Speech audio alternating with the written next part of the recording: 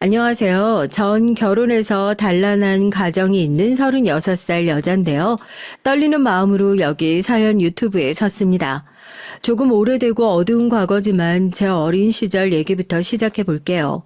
아빠랑 엄마 그리고 여동생 이렇게 네 식구는 경기도 남양주에서 살았습니다. 그러다가 우리 집안에 보이지 않는 슬픔의 그림자가 서리기 시작한 건 제가 초등학교 졸업할 무렵이었죠. 어느 날 아빠 무거운 표정으로 저랑 동생에게 그러셨어요. 엄마가 많이 아파서 병원에 입원을 해야 돼.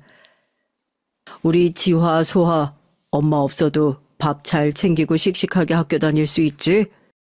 친구들이랑 학교 다니며 까르르 웃고 놀아야 할 12살 때부터 엄마의 병은 우리 가족의 일상을 서서히 갉아먹기 시작했어요.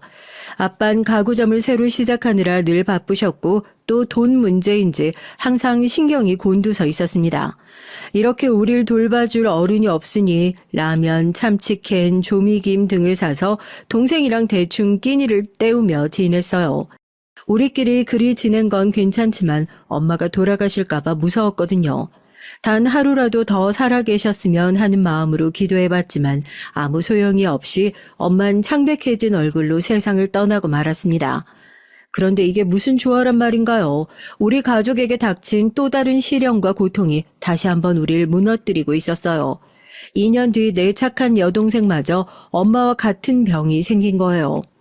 바쁜 아빠를 대신해서 중학생인 제가 동생 데리고 병원에 자주 갔는데 의사 선생님은 동생의 희귀한 면역 질환에 대해 상세히 설명해 주셨습니다. 어려워서 다 알아먹지도 못하겠지만 엄마를 잃었던 공포감이 가시기도 전에 전 내 동생마저 잃을지 모른다는 두려움에 떨었어야 했어요. 그리고 내가 동생의 보호자가 되길 자처했죠. 비록 중학생에 불과한 나이였지만요. 왜냐면 엄마 때처럼 무력하게 떠나보내지 말고 동생을 꼭 낫게 해줄 거라고 다짐했으니까요. 학교 마치고 동생이 입원해 있는 병원을 제 집처럼 드나들고 TV랑 만화책 보며 우린 항상 같이 있었고 잠도 병원에서 잔 적이 많았어요. 간호사 언니들이 저한테 집에 가서 쉬다 오라고 밀었지만 조금이라도 더 많은 시간을 동생과 함께 하고픈 간절함에 말릴 수도 없었죠. 어제 TV에서 봤는데 여성 바텐더가 너무 멋지더라. 나 20살 되자마자 칵테일 전문가 자격증 따고 싶어, 언니. 여자 바텐더라. 너한테 잘 어울리는 것 같다. 그럼 언니가 바 사장하고 거기서 네가 칵테일 바를 맡아서 우리 같이 하자. 나중에 커서 뭐 할지 어떤 남자랑 연애할지 그런 수다를 떨며 동생의 병이나 고된 현실 같은 거 잠시 잊을 수 있었어요. 하지만 파리한 동생 얼굴에 죽음이 임박해왔음을 느끼고 병원 복도로 뛰쳐나와 눈물을 참았던 기억들이 아직도 생생합니다. 그리고 그 아이는 15이라는 너무 예쁘고 앳된 나이에 세상을 떠나고 말았어요.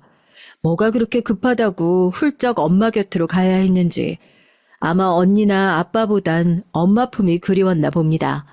동생마저 떠나고 난 뒤 나는 어두컴컴한 무대에 홀로 남아 삶의 목적을 잃은 채 방황했어요. 고등학생이 됐지만 학교가 무슨 소용인지 몰라서 학교를 빼먹고 그저 길을 배회했죠. 도대체 너까지 왜 이러냐? 담임 선생님 전화가 몇 번째인데 계속 이러다가 퇴학당하면 어쩌려고. 고등학교는 졸업해야지. 언제 아빠 노릇했다고 나한테 이래라 저래라야? 소아랑 엄마 아플 때 아빠가 뭐 했는데? 자기 돈 벌기 신경 썼지. 왜 내 고등학교 어쩌고저쩌고 간섭이냐고. 엄마랑 동생이 아픈 동안 자기 사업에만 골몰하고 가족을 내팽개친 아빠에 대한 원망이 극에 달했습니다. 내가 비참하고 극도로 외로운 건 그 비난과 원망을 모두 아빠에게 향했어요. 그리고 내게 무의미한 집도 아빠 얼굴도 보기 싫어서 가출까지 감행하고 말았죠. 어둠으로 가득한 거린 낯설었지만 동시에 어느 때보다 자유롭게 느껴졌습니다. 하지만 자유로움도 잠시 거리의 밤은 차갑고 고요했어요. 어린 학생 하나가 밤거리를 헤매는 모습을 보는 어른들의 시선은 무관심하거나 냉혹함 둘 중 하나였죠. 거기다가 가출해서 나처럼 방황하는 윤영이를 처음 알게 됐어요. 한 번은 편의점에서 라면을 먹다가 한 번은 공원에서 배회하다 마주쳤고 마지막 만났을 때 그 친구가 제게 말을 걸었습니다. 혹시 너도 집 나왔어? 그래, 너도? 이미 알고 있었지만 서로의 처지가 같다는 걸 인지한 순간 어쩐지 한 발짝 깊어진 동지의식을 느꼈죠. 너도 땡땡여고 다니지? 지나가면서 본 얼굴이야. 왜 학교 안 가고 아예 집에서 나온 거야? 별로 말하고 싶지 않아. 자세한 관심은 꺼줘. 그래. 그럼 이건 관심 가려나? 너도 알겠지만 역이나 공원은 우리가 있을 때가 못 돼. 나 아는 언니 중에 우리처럼 오갈 데 없는 애들 재워주고 먹여주는 데가 있다는데 같이 가볼래? 잠깐 고민했지만 내 처지에 그런 곳이 있다면 거절할 이유가 없었죠. 윤영이를 따라 가출 청소년들이 모인 곳에 가게 됐습니다. 내 또래의 여자애랑 남자애들 10명 남짓 모여있는 반지하 주택이었는데 거기 리더로 보이는 오빠와 윤영이가 몇 마디 나누더니 그 오빤 나랑 윤영이를 훑어보더니 그랬어요. 여기 있으려면 규칙을 따라야 돼. 그것만 지키면 얼마든지 있고 싶은 만큼 있어도 좋아. 그리고 무슨 종이에 쓰인 규칙을 보여주면서 따르라고 잠옷 근엄하게 말하는 그 오빠의 뺨에 흉터가 돋보였습니다. 거기 있는 동안 춥지 않게 잘 수 있고 때마다 밥이랑 반찬 꺼내서 먹고 시간을 내 마음대로 보낼 수 있었는데 아주 중요한 일거리가 있었어요. 당번을 정해서 리더 오빠가 말하는 심부름을 해야 했고 실수가 있거나 거절하면 두들겨 맞아 며칠 보일러실에 감금당했습니다. 일주일에 한 번씩 감금당한 아이의 흐느끼는 소리를 들으며 전 잘못된 상황을 감지하기 시작했어요. 이곳에 오는 게 아니었어. 정말 여긴 위험해. 드디어 리더 오빠가 나에게 손가락을 까딱하며 불러 세워놓고 일거리를 제안했습니다. 뭐 초등학생도 할 줄 아는 간단한 일이야. 하지만 내 말에 조금이라도 어긋나게 했다간 알지? 근처 골목에서 작은 소포 하나를 전달하고 오면 되는 일이라고 했어요. 리더 오빠가 말한 장소에서 후드티를 머리까지 푹 쓰고 고개 숙이고 기다리는데 누가 다가와서 말했죠. 오늘은 먹이 2개가 필요해. 넌 비둘기냐? 그 말은 바로 리더 오빠가 말한 암호 같았습니다. 오빠가 알려준 암호에 대한 대답을 뱉었죠. 난 다람쥐 먹이 하나가 있어. 그 말에 고개를 끄덕인 여자에게 갖고 온 소포를 내민 순간 여자가 말했죠. 너 혼자 왔어? 네가 온 곳은 어디야? 본능적으로 이 상황이 위험하다는 것 직감이 들어서 도망치려는 순간 그 여자는 내 팔을 꼭 잡았습니다. 잡았다. 어딜 도망치려고. 이 형사님 덜미 잡은 것 같습니다. 여자는 내 팔을 포박하고 무전기로 다른 경찰들을 불러들였어요. 아, 나는 경찰에게 잡히고 만 것이었죠. 그대로 경찰서로 끌려갔습니다. 네가 전달하던 이 소포가 뭔지 알아? 전 몰라요. 그냥 아는 오빠가 전달해달라고만 해서. 이거 불법 밀매야. 너 지금 현장 검거된 거라고. 그때 기억났습니다. 리더 오빠가 가장 주의하라고 신신당부했던 그 일이 벌어지고 말았죠. 혹시 짭새들에게 걸리게 되면 이건 무조건 너 혼자 벌인 일이야. 행여라도 여기 얘기 조금이라도 흘리면 네 친구 얼굴을 칼로 난도질하고 너도 나중에 찾아가서 똑같은 꼴로 만들 거야. 명심해. 아무리 경찰 아저씨들이 설득하고 겁박해도 전 조개처럼 입을 꼭 다물고 있었어요. 그러다가 늦은 밤 여경 언니가 절 데리고 옥상에 가서 캔맥주를 내밀었습니다. 너 때문에 걱정돼서 퇴근을 못하겠다. 나도 남자 하나 제대로 만나서 결혼도 하고 해야 되는데 참. 퇴근하고 놀면 되지. 나한테 왜 이래요? 미성년자인데 맥주는 무슨. 지금 속 답답할 거 아니야. 그럴 때 마시라고 술이 있는 거고. 너 술 안 마셔봤어? 무서운 경찰로만 생각했는데 마치 동네 언니처럼 그러니까 어느덧 경계를 허물고 조용히 맥주를 비웠죠. 경찰로서가 아니라 너 고등학생인데 혼자 덤터겠으면 어른 되기도 전에 인생의 빨간 줄로 시작한다. 그게 뭘 의미하는 줄 알아? 네 가족은 심정이 어떻겠어? 갑자기 엄마랑 소아 얼굴이 떠올라서 흐느껴 울었습니다. 리더 오빠가 나랑 친구를 건들겠다는 협박으로 못했는데 여경 언니가 책임지고 지켜준다고 해서 결국 리더 오빠랑 근거지 위치를 털어놓고 말았어요. 걱정과 달리 경찰들은 그 가출 숙소에서 리더 오빠를 체포하고 함께 지내오던 윤영이랑 다른 애들도 무사히 데리고 나왔습니다. 그날 저녁 아빠가 경찰서로 찾아와서 집으로 데려가셨어요.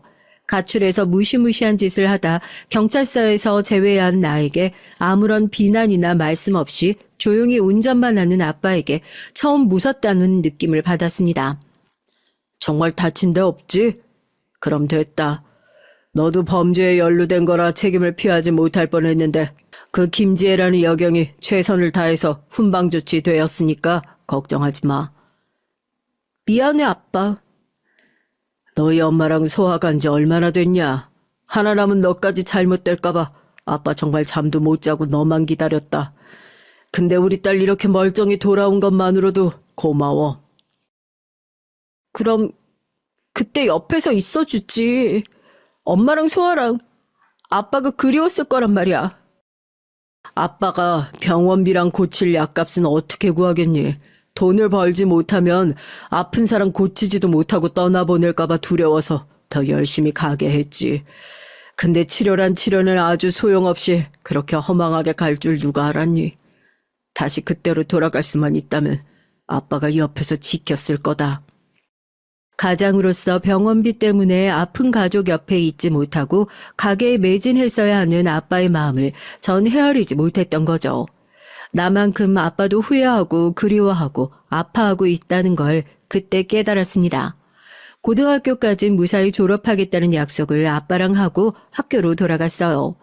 범죄의 길로 들어설 뻔했던 위기의 순간을 겪으며 윤영이와 우정은 한층 깊어졌는데 다행히 윤영이 또한 정신 차리고 학교로 돌아왔더라고요. 다시는 그런 길로 빠지지 말고 자신을 지키는 것이 얼마나 중요한지를 배웠고 공부는 못해도 우린 학교 수업은 절대 빼먹지 않았어요. 그러다가 다른 친구 소민이, 영주, 지혜까지 이렇게 4명의 친구와 친하게 됐죠. 남들 눈엔 공부도 못하고 몰려다니는 질 나쁜 애들이라 손가락질 받았을지 몰라도 그 친구들이 없었다면 내 인생은 천박한 사막이랑 같았을 겁니다. 최고로 속 깊고 의리까지 갖춘 멋진 애들이죠. 우리 아이들 H.O.T를 좋아한다는 공통점으로 아예 H.O.T 오빠들의 여자란 뜻으로 학걸파라는 이름까지 짓고 현재까지 아름답고 단단하게 유지되고 있어요. 또 세금 성실히 내고 사는 사회 구성원으로서 또 결혼해서 아이의 엄마로서 모두 잘 지내고 있답니다. 이런 제 어린 시절 추억하다가 여기까지 빠졌죠. 언니들 미안해요. 어쨌든 다시 돌아와서 결혼 전 얘기를 잠깐 해보자면요. 성인이 돼서 중소무역회사에 취직해서 바쁘게 살다가 어느 날 문득 동생 말이 떠올랐어요. 칵테일 자격증을 따서 바텐더를 하고 싶다던 꿈 말이죠. 내가 동생 대신 그 꿈을 이뤄주고 싶어서 평일 저녁과 주말마다 자격증 준비해서 1년 만에 취득했습니다. 그리고 주말에 부평역 인근 칵테일바에서 아르바이트를 시작했어요. 매일 다양한 새로운 사람들을 만나 칵테일로 즐거움을 선사하고 대화하는 일이 무척 내 성격에 맞는 일 같았습니다. 아르바이트 하던 바에서 정직원을 제안하시기에 따분하고 지루한 업무, 여자 무시하는 조직 분위기에 온갖 더러운 꼴 참아주며 회사에 다니던 차에 바로 그만뒀죠. 그렇게 칵테일바에서 몇 년 일하고 친구의 제안으로 한식 조리 자격증을 따며 요식업에 관심을 두다가 내 가게를 차리게 된 거예요. 퓨전 음식점인데 가게 한쪽에 칵테일바를 겸해서 합정동에 차린 것이 시작이었습니다. 그렇게 지금까지 한 번의 가게 이전을 거쳐 100평이 넘고 매출액이 꽤 큰 요식업 사장이 됐죠. 어찌 보면 내 동생이 날 이 길로 인도해 준 것 같아서 동생 덕에 잘 살아있다는 고마움이 있어요. 우리 학걸파 친구 중에 누군가 경조사나 좋은 일이 있으면 내 가게에서 무료로 잔치를 열어주고 애들은 또 내 가게에 무슨 일 생기면 모든 일 제치고 도와주니 너무 든든하죠. 사실 남편도 우리 가게 손님으로 만나게 되었거든요. 인근 중학교 선생님의 부임한 남편이 우리 가게를 단골로 다니다가 학걸파 모임 때 합석하면서 손님이 아닌 남자로 친해지게 됐습니다. 언니가 그 남자 따로 조사해봤는데 정가도 없고 그 학교에서 평판도 좋은 것 같아. 그 남자 한번 만나도 된다고 언니가 이미 검증 끝냈어. 그 선생네 중학교 엄마들 모임에 들어보니까 여자친구도 없고 순진한 편이라더라. 네 아들 아직 유치원 다니는데 중학교 맘들한테 어떻게 정보를 얻었니? 야, 내가 학교 적부터 소식통으로 유명했는데 이 정도 위장 잠입이야 일도 아니지. 여경 지혜 언니부터 친구들의 깐깐한 검사를 통과한 남편과 사귀면서 진지한 관계가 되고 말았죠. 그리고 내 결혼식에 학걸파 친구들이 기죽지 말라고 우리 쪽 하객을 30명이나 몰고 왔습니다. 그녀들의 H.O.T 행복이라는 노래와 춤으로 축가 시간은 뜨거운 호응을 받았죠. 비록 하늘나라에 계신 엄마와 소하는 없었지만 그들 덕에 행복한 결혼식으로 마무리할 수 있었습니다. 아빠가 하시던 가구 가게엔 확장을 거듭하다 아예 자체 제작 공장을 두어 제작까지 하셨어요. 다행히 저 결혼할 때 혼수 가구 일체를 친정아빠가 선물로 최고급 자재로 만들어 주셨죠. 그뿐만 아니라 시부모님 장롱과 소파까지 아빠네 회사 가구로 선물해 주셨습니다. 시부모님은 검소하고 소박한 분들이셨는데 며느리 덕에 결혼 이후 처음 가구를 바꿨다며 무척 좋아하셨던 건 안 비밀이에요. 남편은 교사로 저는 가게 사장으로 맞벌이하며 아들 하나 낳고 열심히 키우며 살았습니다. 제가 가게 하느라 바쁠 때 시어머님이 애를 봐주시고 집안일도 도와주시는 등 큰 도움을 주셨죠. 며느리보다야 내 아들이 귀한 보통의 시어머니시긴 해도 제가 친정 엄마가 없는 며느리 더욱 마음 써주시는 따뜻한 분이셨어요. 남편도 외도나 과도한 투자나 그런 거 속썩이는 일 없이 우리 부부 다툼 없이 잘 살았죠. 그런데 살다 보면 인생에 태풍쯤 오기도 하잖아요. 뜻하지 않은 곳에서 저 역시 인생 최대 위기를 맞이하고 말았습니다. 시부모님도 공무원 부부셔서 그런지 두 아들 모두 좋은 대학 가서 공부를 잘했다네요. 고려대 사범대 나와서 교사하는 남편과 그 아래 시동생은 카이스트를 나와 대전에서 연구원을 하고 있었어요. 대학 때부터 쭉 대전에서 살다 보니 제가 시집 와서도 결혼식이나 명절 때나 가끔 뵙는 거니 지적이고 조용한 시동생이라 자세히는 몰라요. 그런 시동생이 결혼한다며 작은 키에 말수가 적은 동서를 데려왔는데 직업이 무려 의사라고 해서 속으로 깜짝 놀랐어요. 동서가 들어왔다곤 하지만 둘이 대전에서 신혼을 살았기 때문에 만날 기회는 좀처럼 없었죠. 그래서 동서랑 친해질 기회도 관계가 나빠질 일도 없었달까요? 늘 바쁘다는 핑계로 명절에 시댁 방문도 빼먹는 일이 잦았거든요. 혼자 시댁에 온 서방님에게 시부모님이 좀 불편한 기색을 비쳤을지언정 동서한테 직접 뭐라 한마디 안 하셨나 봐요. 그래서 동서가 시댁에 온 이후에도 시댁 제사 준비는 저랑 어머니 둘만 해야 했습니다. 매번 제사 우리 둘끼리 하니까 좀 섭섭하니?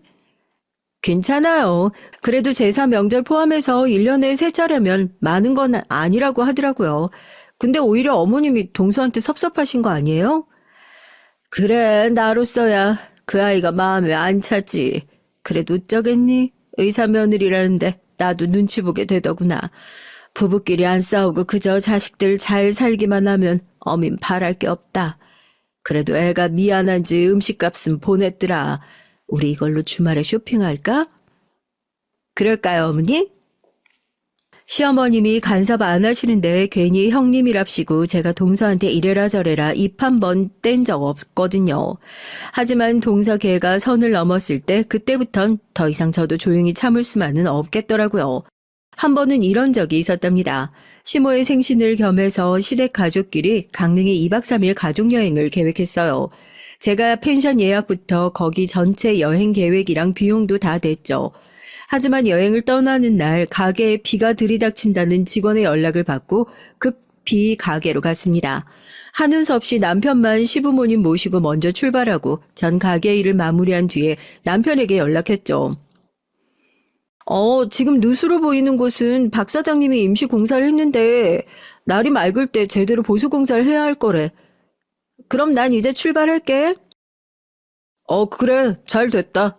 재수 씨도 병원 일로 이제 출발한다고 하니까 그 차편에 같이 와. 그렇게 동서의 차를 얻어 타고 강릉을 향해 출발하여서 가는데 빵빵! 동선 참지 못하고 클락선을 마구 눌러댔어요.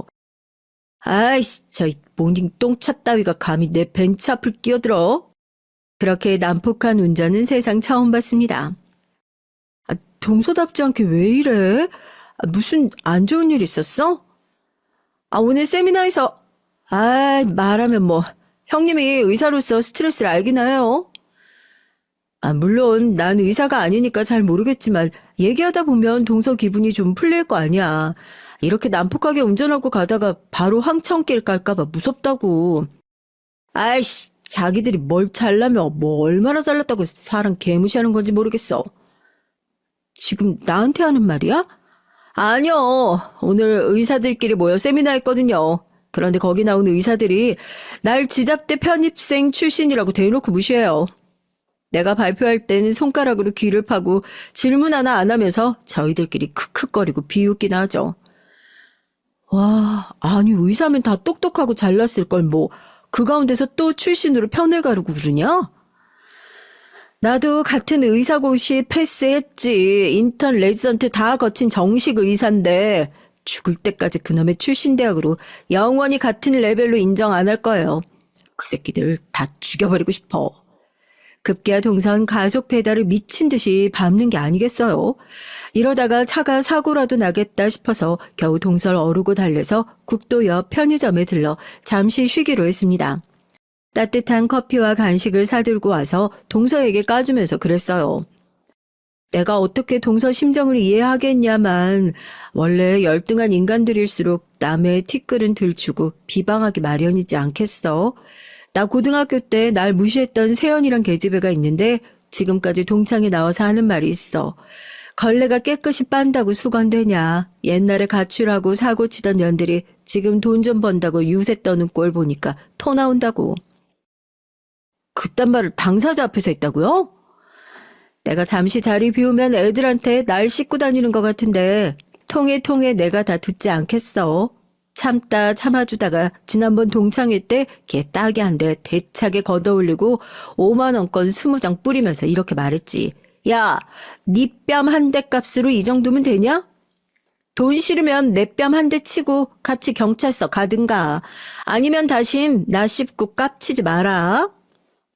뭐라고요? 형님 깡패예요? 원래 내가 안 건들면 나름대로 참을성도 있고 둥글둥글한데 한번 빡 돌면 누구도 못 말린다고. 우리 학걸파 영주들도 그런다니까. 그러니까 동서도 나한테 안 물리게 조심해. 이렇게 얘기하면서 나처럼 동서 무시하는 의사 놈들한테 본때 한번 보여주라며 농담 섞어 얘기했죠. 대화하다 보니 동서의 분했던 표정이 좀 누그러지는 것 같아서 화장실 좀 다녀와서 출발하자고 화장실로 들어갔죠.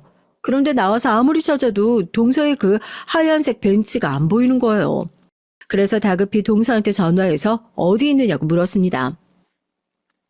형님, 내 차 못 탑니다. 거기서 한 13km만 걸으면 목적지니까 알아서 와요. 야, 장난치지 말고 어서 돌아오라고.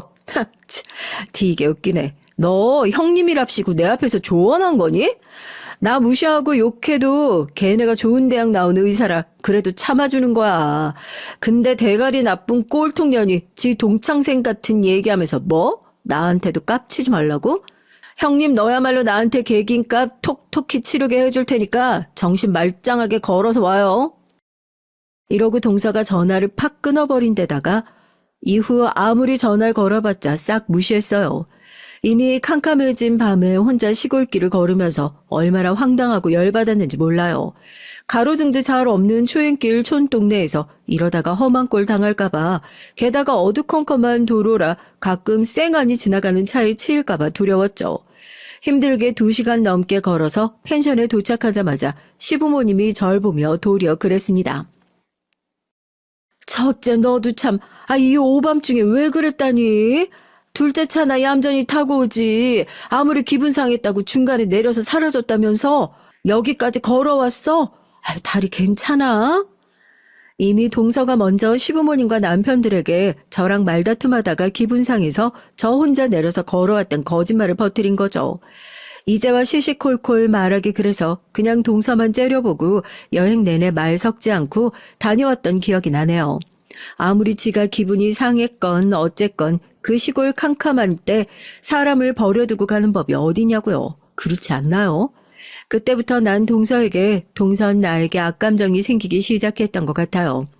서로 투명 인간 취급하며 사이 나빠진 걸 알아챈 시어머님은 자꾸 저한테 동서 좀 봐주라고 잘 지내보라고 그러시고 남편도 마찬가지 입장이었습니다. 당신이 그래도 형님인데 재수 씨 좀 봐줘. 아니, 근처에 새로 생긴 병원으로 환자들이 몰리면서 재수 씨네 병원 운영이 힘들다고 그러더라고.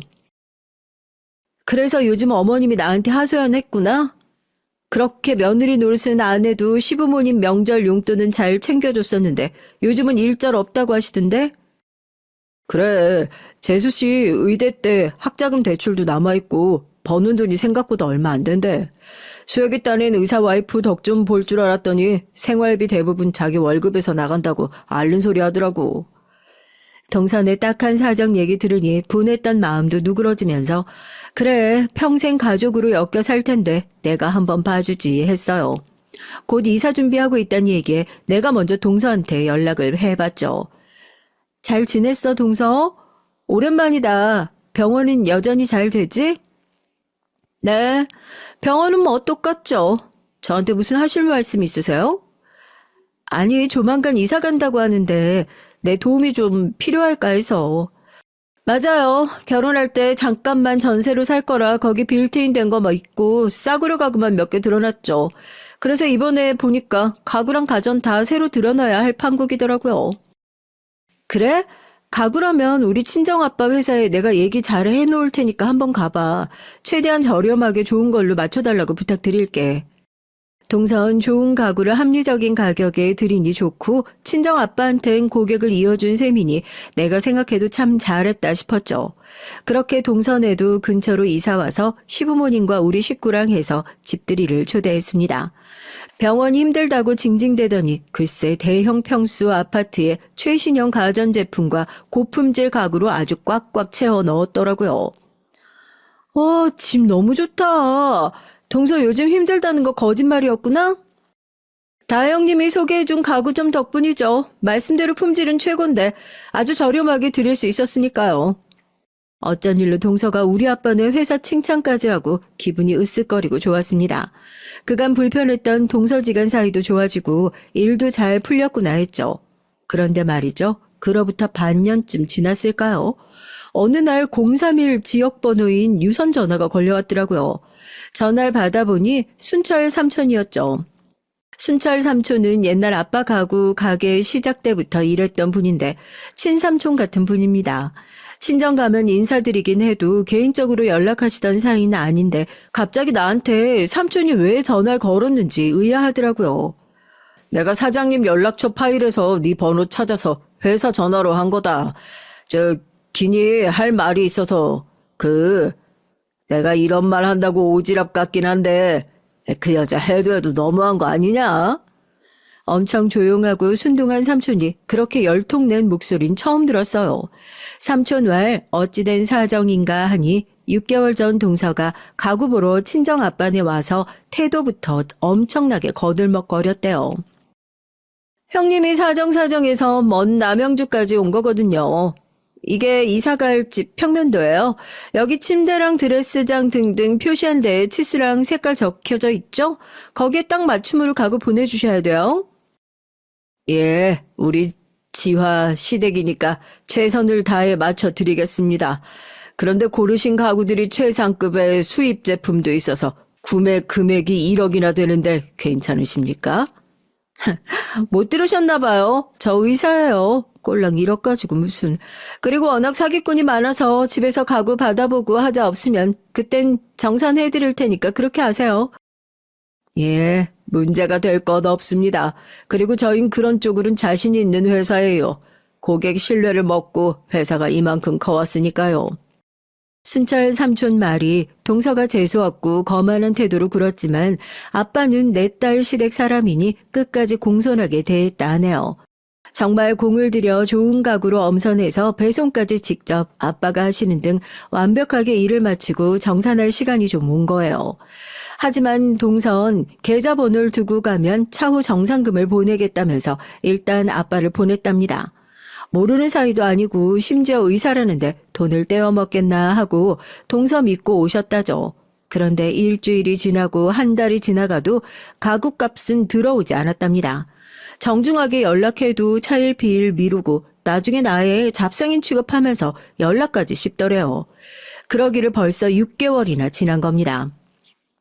지금 사장님이 얼마나 곤란한 상황인지 알기나 해. 요즘 회사 사정이 많이 안 좋거든. 그래서 그 1억이면 당장 급한 사채를 갚을 수 있어서 얼마나 절실한데. 그 의사라는 양반이 어째 그럴 수 있단 말이냐? 급한 사정에 친정아빠가 동선의 병원까지 찾아가서 조심스럽게 정산해달라고 하니까 돌아오는 대답이 더 가관이었습니다. 못 배운 집안이라 그런가? 이렇게 무례하기 짝이 없네요. 그깟 가구값 때문에 여기가 어디라고 병원까지 됐어요. 가구 품질이 너무 안 좋으니까 그냥 반품할게요. 가져가세요. 아니, 그게 무슨 소리요? 가구를 6개월이나 사용해놓고, 이제 와 반품이라니. 자꾸 이렇게 귀찮게 구시면 제 기분이 슬쩍 상하려고 하거든요. 형님 옛날에 좀 놀았다면서요. 가출까지 하고. 그거 우리 시부모도 아시나 모르겠어요. 동서의 이 한마디에 친정아빠는 아무 소리 못하고 돌아와서 낮부터 혼자 술을 드셨대요. 삼촌이 말한 이 대목에서 미친 듯이 화가 났습니다. 내 딸이 혹시나 사돈 어른들에게 밉보일까 싶어 딸보다 더 어린 년한테 수모를 당한 아빠의 심정이 어떠셨을까요? 삼촌의 얘기를 듣자마자 난 동서가 있는 병원에 쏜살같이 갔습니다. 접수 간호사에게 내가 시 형님인데 당장 만나겠다 하자 간호사는 어차피 환자도 없으니 바로 원장실로 들어가시라 했죠. 내가 원장실 문을 열고 들어가자마자 동서는 날 보고 아는 척도 안 하고 간호사 들으라는 듯 소리쳤습니다. 김 간호사, 내가 아무나 들이지 말라고 몇 번 말하니? 환자분 오시면 어쩌려고. 이분 데리고 나가서 퇴근 시간까지 기다리라고 해. 뻔히 눈앞에 있는 날 투명 인간, 비렁뱅이 취급하면서 간호사한테 끌려 내보내려 하는 게 아니겠어요. 눈에서 레이저가 뿜어나올 듯 동서를 강렬하게 쳐다보며 그랬습니다. 너 우리 아빠한테 그딴 짓 하고 또 날 이렇게 취급해? 내가 전에 그랬지. 한 번 건들면 내가 누구보다 무섭게 돌변한다고. 네, 기억하네요. 그런데 뭐 어쩌라고요. 바쁘니까 나중에 오세요. 내 말을 무시하는 동서를 보며 분해서 눈물이 날 지경이었습니다. 간호사가 연신 미안해하며 나가시라고 하니 내 발로 병원 밖에 나오긴 했는데 이대로 물러날 수는 없었어요. 혼자 분을 이기지 못하고 다시 들어가서 그년 머리채를 끌고 나올까 어쩔까 고민했다가 지혜 언니에게 전화를 걸었죠. 오열하며 언니한테 친정아빠가 당했던 얘기부터 방금 동서에게 당한 모두를 털어놓고 어쩌면 좋겠냐고 물었습니다. 언니가 동서한테 쌍욕을 하며 흥분할 줄 알았는데 의외로 일단 가게로 돌아가서 다시 얘기하자고 차분하게 말하는 거예요. 마음은 그렇지 않았지만 언니 말대로 따를 수밖에 없었어요. 내가 누구보다 의지하는 사람이니까요. 가게 일이 손에 잡히지 않아서 직원들에게 맡기고 멍하니 발코니 의자에 앉아있는데 이윽고 지혜 언니부터 윤영이, 소민이 등 학걸파가 모두 찾아온 겁니다. 우리 지화에게 일이 생겼다고 모두 긴급 소집했지. 자, 그동안의 고통을 이제 동서에게 정확히 대갚아줄 계획을 세워볼까? 우리가 이렇게 하나의 목적으로 모인 게 얼마만인지 너무 떨려. 아줌마 됐다고 다들 우리가 누군지 잊은 건 아니겠지? 언니의 말 속에 복수에 대한 확고한 의지가 친구들의 눈빛엔 결연한 의지가 담겨있음을 느낄 수 있었습니다. 복수의 계획에 서막이 올랐고 동선 곧 그 정교한 복수의 그물에 걸려들게 되고 말 테니 어디 기다리라죠. 일과를 마친 늦은 밤이면 가게에 모여 동서의 일과와 동선, 그가 자주 가는 장소들, 그의 일상적인 패턴들을 하나씩 분석하기 시작했어요. 병원 출퇴근 시간, 점심시간, 주말 활동까지 철저하게 조사한 정보들을 두고 각각의 역할과 어떻게 접근할 것인지 치밀하게 계획을 세웠죠. 지혜는 동서가 자주 들르는 장소와 동선을 보여주는 지도를 꺼내 보였습니다.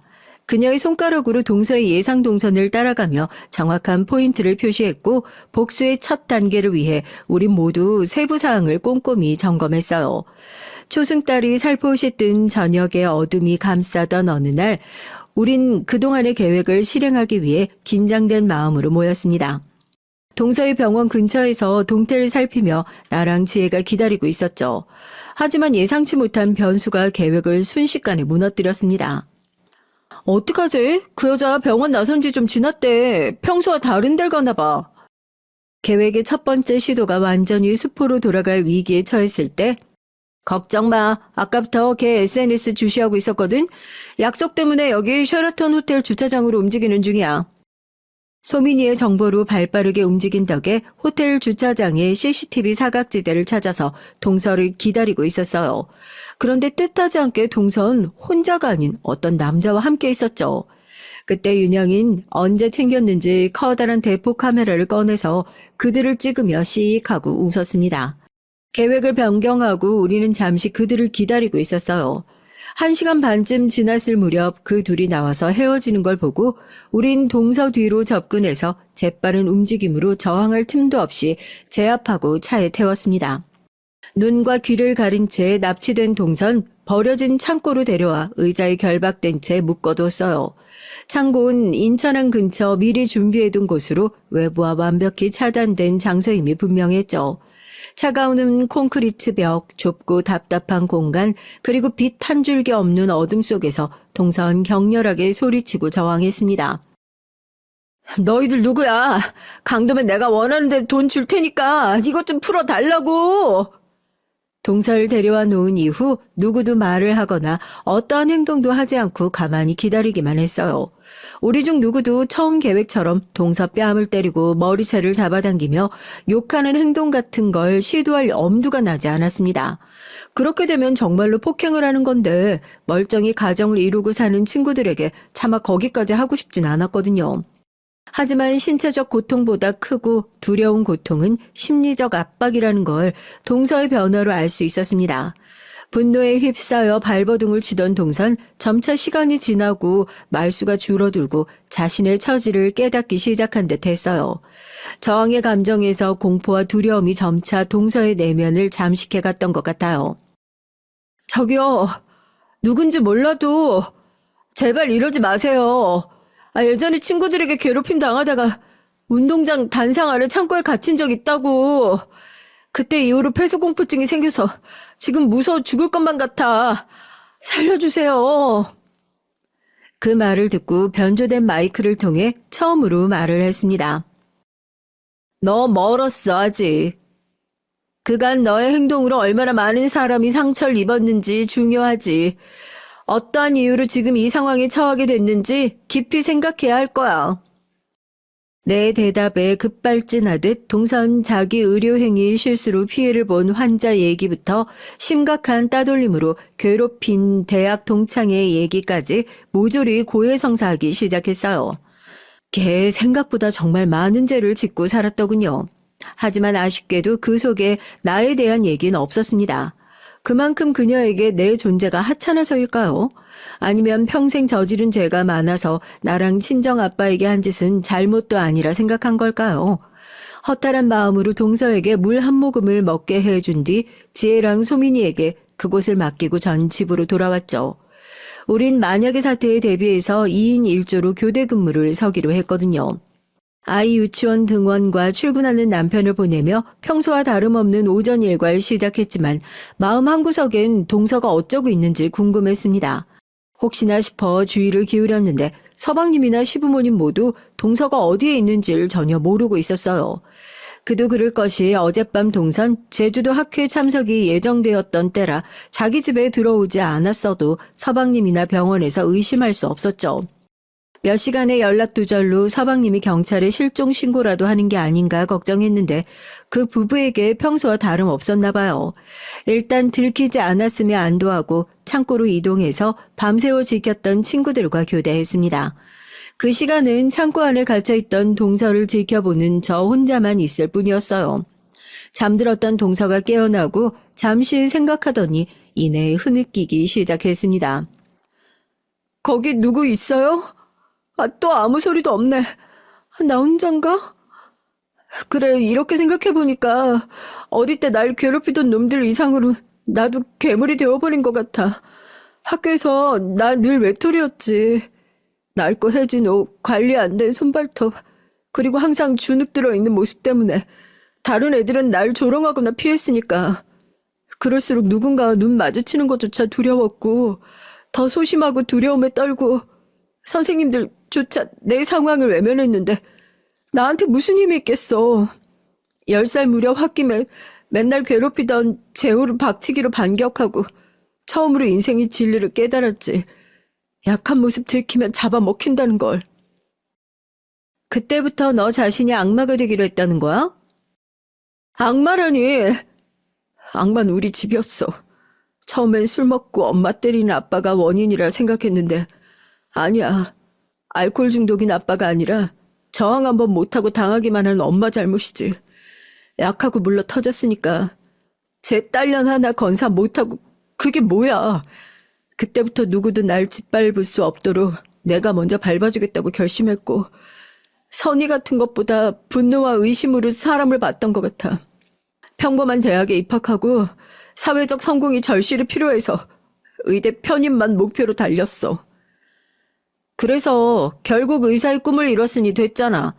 그런 여유와 능력이 생기면 강팍한 마음 접고 주변도 챙기면서 내 신세에 챙기긴 누굴 챙겨. 의대 들어가면 끝인 줄 알아? 몇 억이 드는 학비 때문에 내가 뭘 했게. 이 몸뚱이 팔았어. 여의대생이란 타이틀 달면 2배나 더 비싼 화대 받을 수 있다는 더러운 세상을 네가 알기나 해? 왜? 이제 나 창렬하고 욕해보지 그래. 구청에서 주는 최저 생계비 받아 쓰는 부모에다가 학비 달라고 하냐. 은행도 안 빌려주는 돈을 어디서 구하겠어. 그게 뭐 어때서. 동서가 그렇게 절박하게 살아온 줄은 미처 몰랐습니다.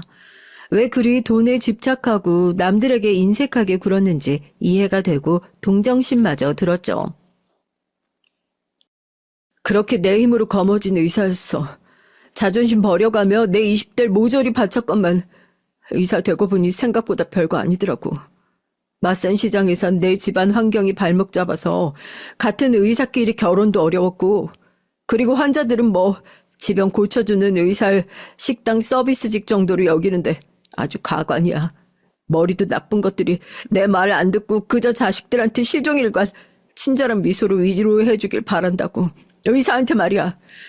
그게 짜증나서 내보내면 병원에 대한 욕을 퍼뜨려서 환자들은 갈수록 빠져나가. 의료 장비 리스비에 병원 임대료에 아직도 돈도 나는데 그런 내 처지가 왜 그토록 의사가 되려고 아등바등 거렸나 회의감이 들어. 공부 못하고 가출까지 했던 시댁 형님이 하나 있는데 지금 가게 하면서 월 2천만 원씩 번다고. 내 남편이 매사 비교질 하더라. 내가 무려 의사인데 말이지. 참나. 그게 얄미워서 저희 친정 가구점에 내가 가구값도 안 줬어. 처음엔 천천히 주려 했다가 지금은 진짜 병원이 어려워서 당장 1억이 없다고. 어쩔 수 없는 거 아니야? 넌 그 가구점 사장님이 사채에 시달리고 있다는 건 알고 있어? 뭐라고? 아니, 거기 규모도 크고 잘 되는 데 아니었어? 그 사장님도 절박한 심정으로 너희 병원에 찾아갔던 거래. 돈 없던 시절 너처럼 미수금 1억이라도 받으면 사채빚 독촉에 시달리지 않을 수 있잖아? 알겠다. 그래서 그 깡패 새끼들이 시켜서 지금 나 가둔 거야? 내가 잘못한 건 맞지만 그래도 이런 짓 당할 만큼은 아니잖아. 갚을게. 그 사장님 그런 사정까진 몰랐어. 내가 그렇게 어릴 적 보살핌도 못 받고 불쌍한 사정인 거 다른 사람들도 다 몰라서 너한테 그랬던 거야. 누구나 타인의 아픔엔 무관심한 법이니까. 네가 불행했다고 해서 타인에게 아픔을 주는 일에 면죄부가 생기는 건 아니잖아? 그 말을 끝으로 동선 입을 다물었습니다. 2시간 뒤 방광이 터질 것 같으니 소변 좀 보게 해달라고 해서 도와주고 가져온 주먹밥과 물을 주었어요. 허겁지겁 그걸 먹는 동서에게 측은한 마음을 보고 있는데 교대하기 위해 친구들이 창고에 왔습니다. 의사라고 뻐기더니 24시간도 안 돼서 완전 노숙자같이 돼버렸네. 쟤 처먹는 것 좀 봐. 우리 이제 그만하자. 무슨 소리야. 아직 계획 첫 단계밖에 안 됐는데. 시계를 보니 동서를 데려와 가둔 지 20시간이 다다른 때였어요. 계획은 1박 2일이었지만 여기서 난 멈추고 싶었습니다. 얘들아, 여기까지 너희들 덕분에 올 수 있었어. 정말 고마워. 이제 그만하자. 더 이상 하면 우리가 동서만큼 나쁜 년 될지도 몰라. 영주의 만류에도 전 그 자리에 없던 지혜 언니랑 친구들에게 전화로 내 뜻을 알렸습니다. 난 동서가 잠든 틈에 가서 손발을 결박한 끈을 자르고 창고 문에 자물쇠를 풀어서 도망칠 수 있는 길을 열어줬어요. 다 끝났다.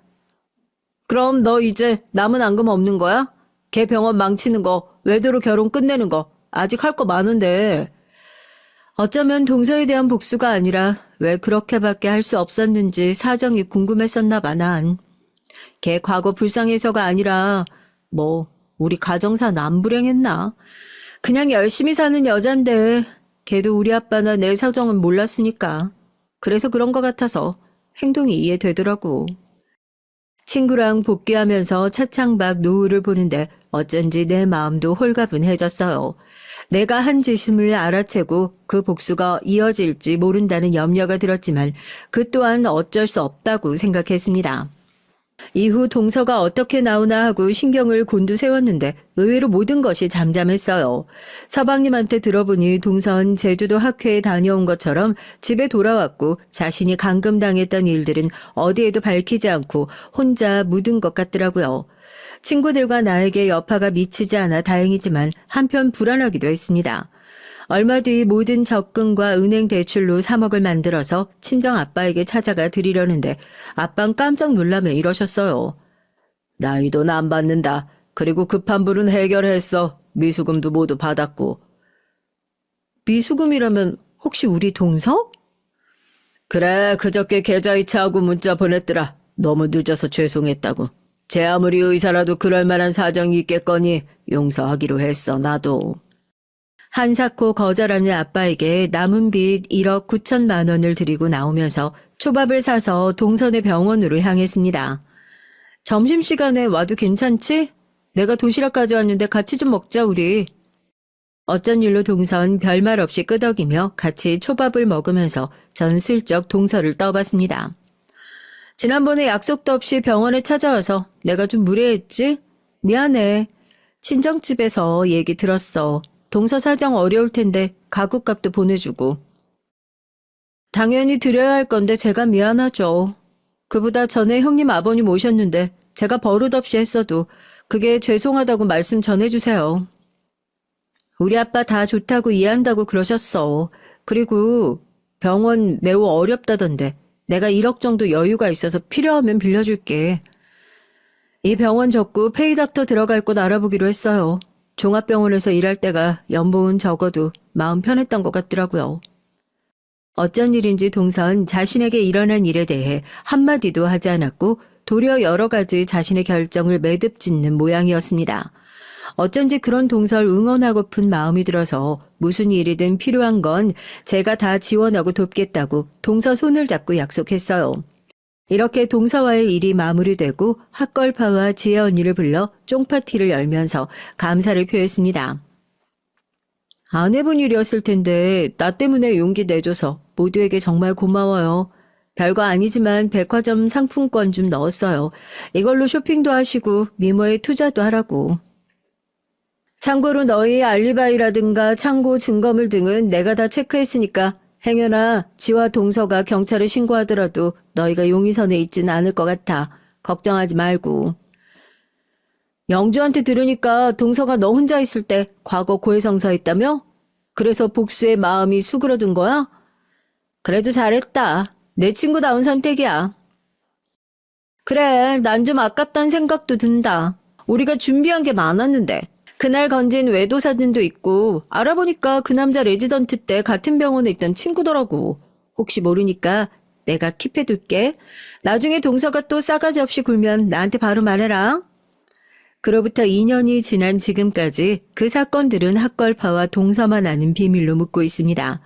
그때 이후로 동서랑 한결 편하고 서로 웃으며 보는 사이가 됐어요. 마치 동생처럼 무슨 일 생기면 챙겨주고 안부도 묻고 그렇게 지내니까 동서가 날 가깝게 느끼고 연락도 따로 하고요. 명절에 자기 친정엔 안 가도 저하고는 꼭 만나려고 하는 걸 보면 절 언니처럼 여기는 건 맞겠죠. 지금까지 서툴고 장황했지만 제 얘기가 재밌으셨나요?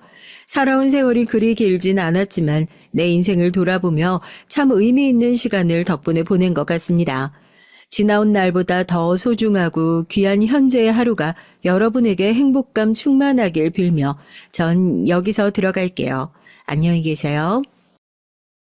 안녕하세요. 구독자 여러분. 저에겐 이렇게 예쁜 날이면 생각나는 한 사람이 있습니다. 그 사람만 생각하면 가슴이 아리고 이 좋은 날씨에 함께 걸어봤으면 하는 마음이에요. 여러분에게도 이렇게 그리운 사람이 한 명쯤 있으시겠죠? 전 평범하게 살고 있는 50대 여자입니다. 제 사연 속엔 좀 민망하고 부끄러운 일들도 있기에 등장하는 인물들의 가명을 써볼게요. 이에 대해 구독자 여러분에게 이해해 주시리라 믿고 이제부터 제 사연을 시작하겠습니다. 전 어려서부터 아주 고운 미모로 동네에서 유명했어요. 반달 눈썹에 하얗고 뽀얀 피부, 작지만 오목한 콧날에 크고 예쁜 눈까지. 제 어릴 때 사진을 지금 봐도 정말 예쁜 애였단 걸 알 수 있어요. 같이 제 사진을 본 우리 딸은 깜짝 놀랄 정도예요. 무슨 연예인 사진인 줄 알았어. 정말 엄마야? 이러면서요. 이것도 벌써 30년도 더 된 얘기이긴 하지만 제 미모에 대한 검증이니까 여기에서 자랑을 좀 해볼게요. 한 동네 어른들은 저를 보고 매일 미스코리아에 나가보라고 하셨지만 그러기에 제 키는 160cm 정도의 아담한 키였기에 차마 그 대회를 나갈 수 없었고요. 당시 예쁜 아가씨들을 뽑는 지역 미인 대회가 여럿 있었는데 그중 남원에서 열리는 전국 춘향 선발대회가 있었어요. 지금은 외국인도 출전할 수 있어서 글로벌 춘향으로 이름이 바뀌었다고 들었죠. 그 대회에 전 대학교 1학년 때 참가해서 입상한 적이 있었답니다.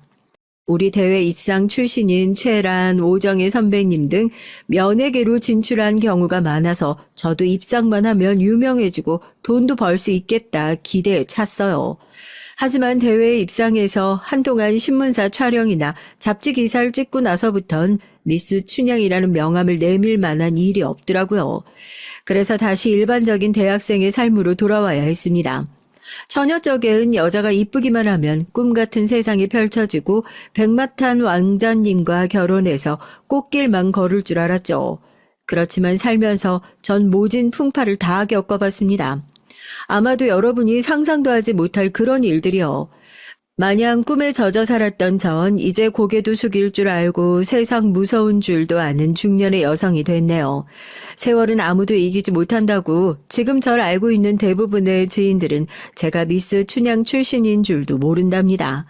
그저 젊었을 때 참 미인이었겠다 얘기는 듣곤 하지만 말이에요. 대학교를 다니면서 전 어떤 직업을 갖고 살겠다는 구체적인 꿈이 없었어요. 그저 젊음과 미모만 믿고 도도하게 있으면 능력 있고 멋진 남자들이 알아서 절 찾겠거니 하는 안일한 마음뿐이었죠. 주변에서 소개팅도 몇 번 해주고 미팅도 2번 나가본 적은 있지만 그 안에서 제 마음에 드는 남자를 찾긴 어려웠어요. 전 지적이고 멋있는 남자를 이상형으로 그리고 있었기 때문이죠. 소개팅을 했던 남자들 중엔 의대생, 법대생도 있었지만 도도한 제 눈엔 차지 않았습니다. 그러던 중 제가 23살이 됐을 무렵 드디어 제 이상형의 남자를 만나게 된 거예요. 그 남자의 이름은 이준호, 26살의 건장하고 활달한 성격의 남자였죠. 준호 씨는 우리나라에서 최고의 이공계 대학 카이스트를 다니고 있는 재원이었어요. 컴퓨터공학과를 전공한 사람으로 정말 천재처럼 똑똑했을 뿐만 아니라 자신의 능력에 대한 자신감도 큰 남자였죠. 우리나라 IT 사업은 아직 불모지에 불과해. 이 땅에 IT 벤처 회사를 일으켜서 미국에서도 인정받는 성공 신화를 일으켜보겠어. 준호 씨는 제가 잘 모르는 IT 분야에 대한 얘기를 소개팅 내내 했지만 제가 이를 알아듣지 못한다고 해도 무엇이 대수겠습니까? 이미 제 마음은 준호 씨를 향해 있었거든요. 준호 씨도 처음 저를 봤을 때 이미 눈에 하트가 그려질 만큼 저에게 호감을 갖고 있었대요. 은주 넌 진짜 예쁘게 생겼다. 배우 심은하나 최수지보다 더 예쁜 것 같아 보여. 너 혹시 전생에 춘향이로 태어났던 거 아니야? 어머, 오빠, 저 미스 춘향대회 나가서 입상됐어요. 저 춘향인 거 어떻게 알았어요? 진짜야? 우린 대화부터 너무 잘 통했고 준호 씨는 능력 있고 지적일 뿐 아니라 유머 감각까지 있는 완벽한 남자였죠. 준호 씨를 소개해준 내 친구에게 다음날 학교에서 밥을 사면서 감사의 표시까지 했습니다. 어제 소개해준 오빠 진짜 멋있더라. 우리 오늘 저녁에 또 만나기로 했어. 그렇지? 내가 딱 봤을 때 둘이 아주 잘 어울릴 것 같더라. 안 그래도 준호 오빠가 나한테 거하게 쏘겠다고 문자 보냈어. 어떻게 하늘에서 선녀를 낚아왔냐면서 너한테 푹 빠졌던데? 저와 준호 씨는 정말 잘 어울리는 한 쌍이었어요. 준호 씨의 학교가 있는 대전에도 놀러 가보고 준호 씨가 우리 학교에도 놀러 오면서 우린 장거리 연애라는 장애를 극복하고 뜨겁게 사랑했습니다. 준호 씨는 대학교 학부를 졸업하고 대학원 연구실에 있었는데 이때부터 몇몇의 선배와 함께 벤처회사를 창업하겠다며 바빴어요. 준호 씨가 그 회사에 대한 설명을 저에게 했었지만 전 그저 정보기술의 컨설팅 관련 회사라고만 알고 있었죠. 하지만 그 회사는 사업 자금을 모으지 못하고 제대로 경영도 해보지 못한 채로 몇 달 만에 문을 닫았습니다. 이 한 번의 실패에 준호 씨는 포기하지 않았죠. 준호 씨는 대학교 시간 강사와 연구실 활동을 병행하면서 창업 자금을 모으고 교수님들에게 사업 아이템을 홍보하며 회사 창업에 도움을 주십사 유치하느라 참 바빴어요. 지난 실패의 경험을 딛고 준호 씨는 더욱 열심히 했습니다. 그러더니 결국 2000년 초반에 창업 동아리 친구들과 인터넷 검색 업체를 창업했어요. 그 당시엔 네이버가 지금처럼 커지기 전의 시대였는데 준호 씨가 개설한 인터넷 사이트는 가입자 수가 폭발적으로 늘어서 이러다가 야후를 잡아먹는 게 아니냐는 말도 들을 정도였죠. 준호 씨의 사업은 날로 확장했고 자신의 회사가 잘 되고 나니 준호 씨는 그제야 회사 일만 몰두하는 걸 멈추고 주변을 볼 여유가 생겼나 봅니다. 저와 준호 씨는 그동안 연애하면서 대부분 전화나 문자로 서로의 일상을 공유했고 얼굴을 보고 만나는 날은 일주일에 한 번씩 그것도 잠깐의 시간만 보냈을 뿐이죠. 우리가 연애한 지도 몇 년이 흐르고 전 이미 결혼 정년기에 접어들었기 때문에 아마 준호 씨는 마냥 기다리게 하는 것 같아서 저에 대한 미안함이 마음속에 자리했던 모양이에요. 은주야, 바쁜 나 이해해주고 늘 옆에 있어줘서 정말 고맙다. 내가 꼭 성공해서 너한테 좋은 차도 사주고 예쁜 집도 사주고 은주 네가 하고 싶은 건 뭐든 내가 다 해줄게. 난 괜찮아요. 그런 준호 오빠는 매일 잠도 서너 시간밖에 못 자고 밥도 대충 컵라면이나 때우고 그렇게 살지 마. 건강이 제일인 거 알지? 그럼 우리 회사가 미국에 법인회사 세우고 나스닥에 상장되기 전까지 나 멈추지 않을 거야. 그런데 너희 집에서 우리 결혼에 대해 말씀하시지 않아? 사실 내색하지 않았지만 우리 집에선 관연한 딸이 남자친구도 있는데 결혼도 안 하고 있으니 부모님의 걱정과 잔소리가 날로 커졌습니다. 그래도 전 어른들 권유대로 선을 봐서 다른 남자와 결혼하고 싶진 않았어요. 제가 아무 말 없이 가만히 있자 준호 씨는 제 손을 잡았습니다.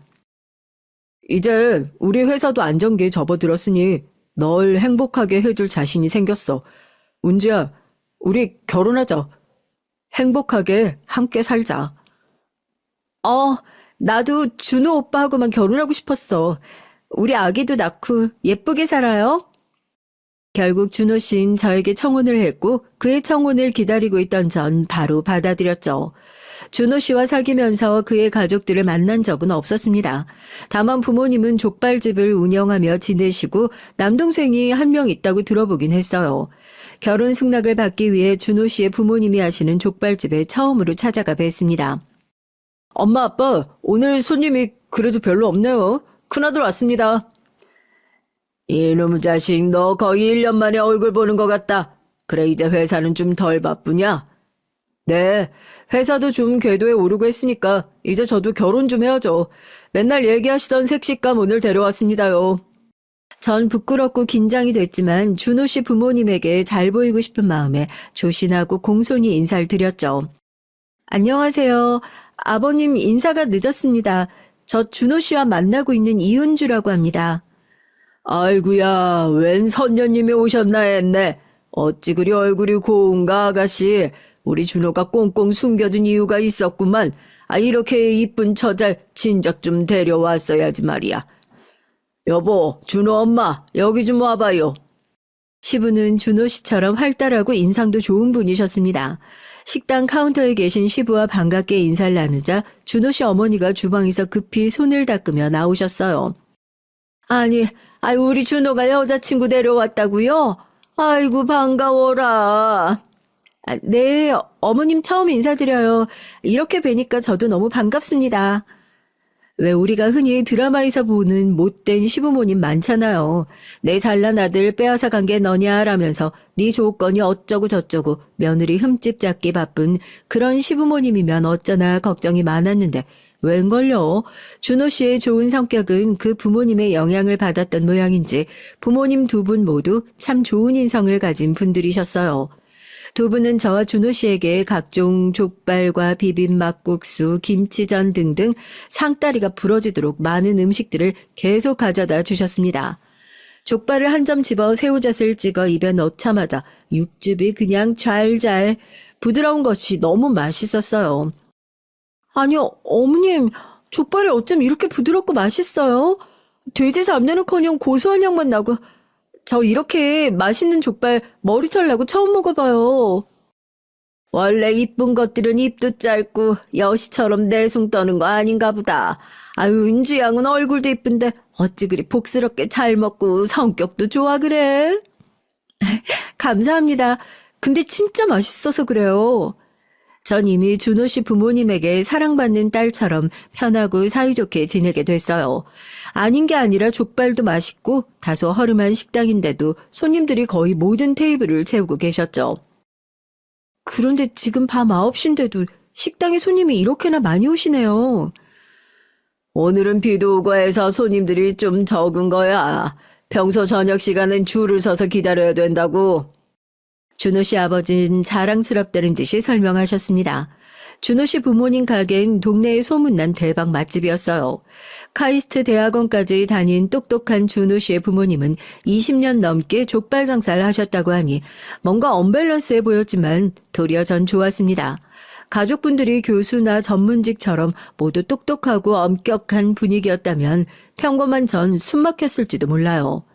준호 씨 부모님은 장남이 처음 데려온 여자친구, 그것도 신부감을 데려왔으니 이것저것 궁금하신 부분이 많았고 전 차근차근 질문들에 답해드렸습니다.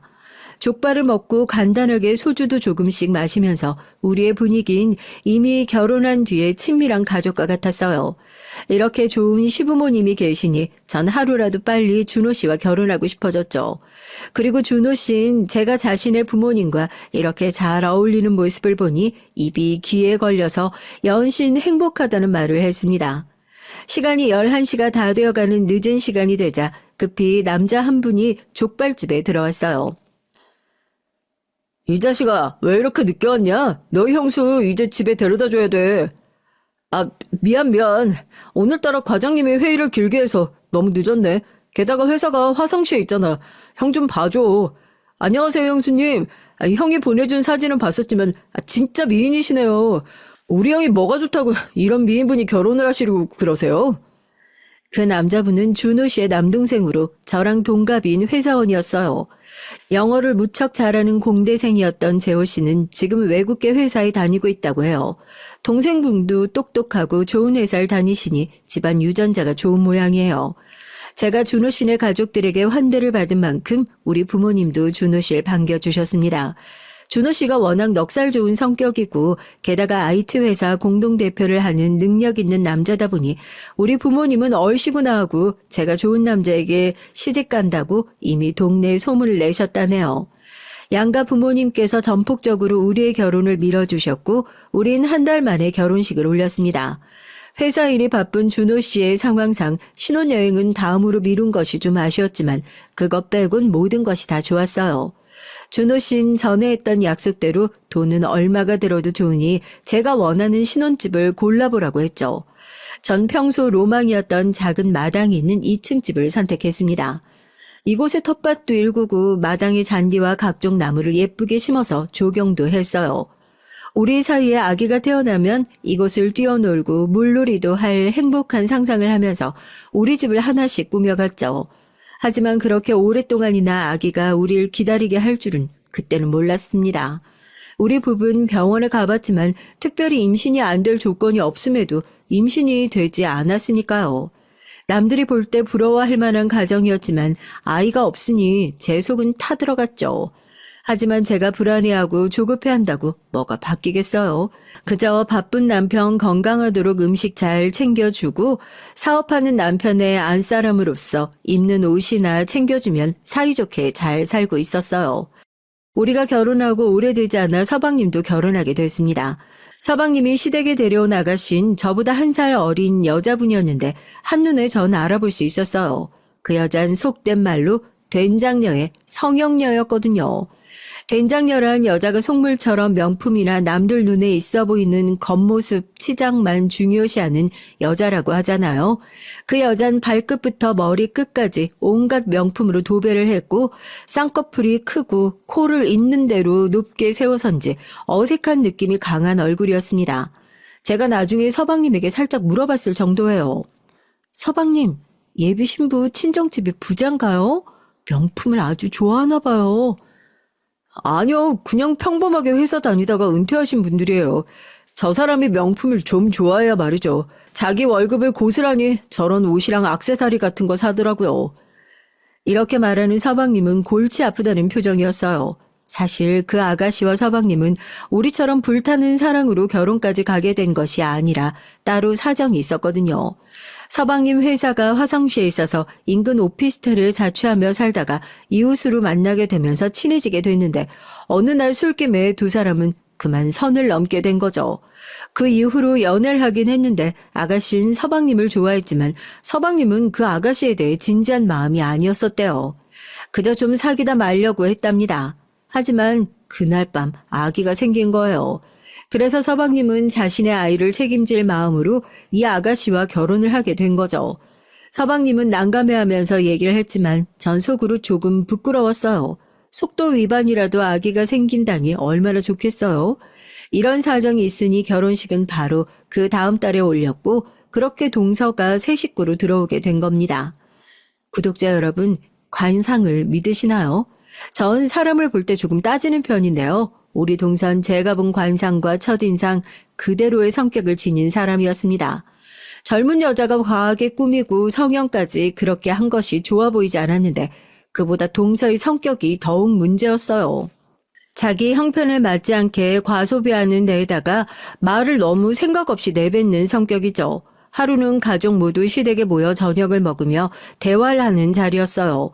거기에서 동선 아이가 없는 저 들으라는 식으로 속없이 얘기를 하더군요. 난 신혼생활도 없이 바로 애기 엄마가 돼버렸으니 이 신세 어쩜 좋아요? 내가 잘 나가는 싱글이었던 때가 바로 엊그제 같은데 말이죠. 당신이 언제 잘 나갔어? 진짜 미인인 우리 형수도 가만히 있구만. 이가 진짜? 또 형님하고 나 비교할 거야? 그래도 시집 오자마자 떡두꺼비 같은 손자 낳아준 이 둘째 며느리가 더 이쁘죠, 어머님? 어머님은 제 눈치를 살피면서 말씀하셨어요. 둘째야, 아기가 생긴 건 축복이야. 감사한 마음으로 열심히 키우거라.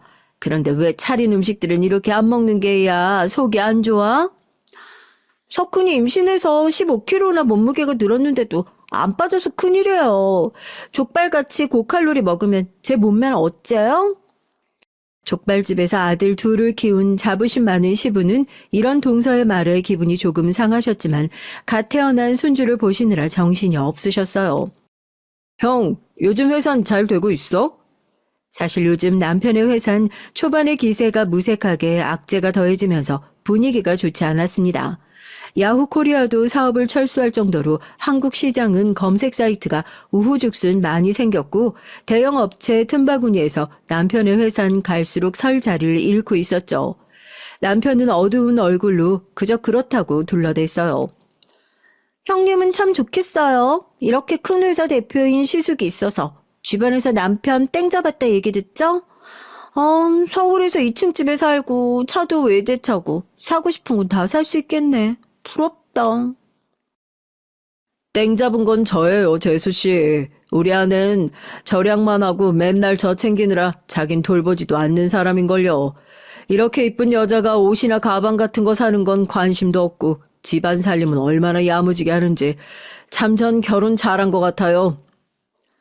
형 말이 맞아요. 우리 형수님 같은 분이 별로 없지. 우리 여보는 곧 죽어도 샤넬 슬리퍼는 신어야 직성이 풀리는 사람이라서 이해 못하겠다. 어느 날 회사에 있는데 나한테 전화해서 비싼 완도 전복 시켜 먹고 싶은데 통장에 돈이 없다고 마이너스 통장 만들겠다고 하는 사람이에요, 이 사람이. 아무리 돈이 없어도 신용카드 돌려가면서 사고 싶은 건 사야만 하는 여자라니까. 서방님은 중산층의 벌이에 씀씀이는 해픈 동서에 대한 불만이 많았어요. 같은 여자인 제가 봐도 이해 불가였으니 그럴 만도 했죠. 그러던 한편 2008년 불어닥친 미국발 금융위기의 여파로 한동안 주식과 금융시장은 꽁꽁 얼어붙었습니다.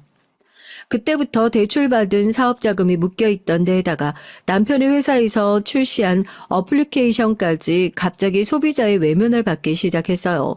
어쩔 수 없이 남편은 하나둘 직원을 해고하고 사업 규모를 줄여나가면서 이 위기를 극복하기 위한 노력을 했죠. 남편은 하루에도 몸무게가 1kg씩 줄어드는 것 같다고 말할 정도로 마음고생이 심했어요. 그렇지만 이런 노력에도 불구하고 은행과 금융권에서 회사의 사업자금 회수를 요구하기 시작했습니다. 결국 1년도 더 버티지 못하고 남편의 두 번째 회사는 부도가 나버리고 말았죠. 그리고 그동안 우리가 모았던 재산의 가치는 거의 영원에 가깝게 수령하게 됐습니다. 이미 몇백억의 부자가 됐다고 느낀 건 일장춘몽 한순간의 재산이었던 거예요. 심지어 우리가 살고 있던 주택과 회사가 보유했던 빌딩 등 모두 경매의 절차에 넘어갔으니까요. 부유층에서 하루아침에 잘 곳도 없는 거지 신세가 되어버린 셈입니다. 시부모님은 우리가 지낼 거처로 인근 지역에 한 오피스텔을 마련해 주셨어요. 하마터면 오갈 데 없이 길거리에 나앉을 뻔했는데 우리 부부는 시부모님 덕분에 그곳에서 살 수 있었죠. 하지만 우리 남편은 마냥 시름에 젖어서 사업 실패에 우울에 빠져있지만은 않았습니다. 내 남편은 포기라는 걸 모르는 사람처럼 제 길을 노리고 있었거든요. 우린 오피스텔 근처 포장마차에서 밤에 소주를 기울이면서 앞으로 어떻게 살 것인지 고민을 하고 또 잘해보기로 다짐했습니다. 여보, 나 믿지? 이번 사업 실패해서 내가 무얼 어디서부터 잘못한 건지 복귀하고 있어. 나 아직 30대고 젊어. 그리고 나에겐 성공할 수 있는 아이템이 더 있다고. 사업 일으킬 수 있도록 자금을 모으고 주변 사람들의 도움 받는다면 나 다시 일어날 수 있을 거야. 그럼요. 나 당신 믿어. 당신은 내가 아는 모든 사람 중에 가장 똑똑하고 아이디어가 넘치는 남자인걸. 그리고 우리는 아직 젊으니까 걱정 같은 건 안 해요. 내가 있는 힘껏 당신들 도울게요. 당신은 또 해낼 수 있어. 남편은 그 무렵 주변 전문가를 통해 사업 정리에 대해 상담을 받고 있었어요.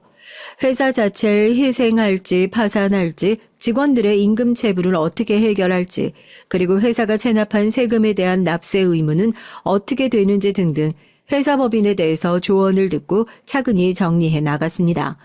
보통 이렇게 회사가 파산하면 대표는 자기 재산을 몰래 챙겨서 직원들 임금 지불도 체납된 채 도주한다고들 하는데 우리 남편은 그 마지막까지 최대한 도덕적으로 그리고 직원들에게 피해를 줄이는 방향을 고민하면서 정리해 나갔어요.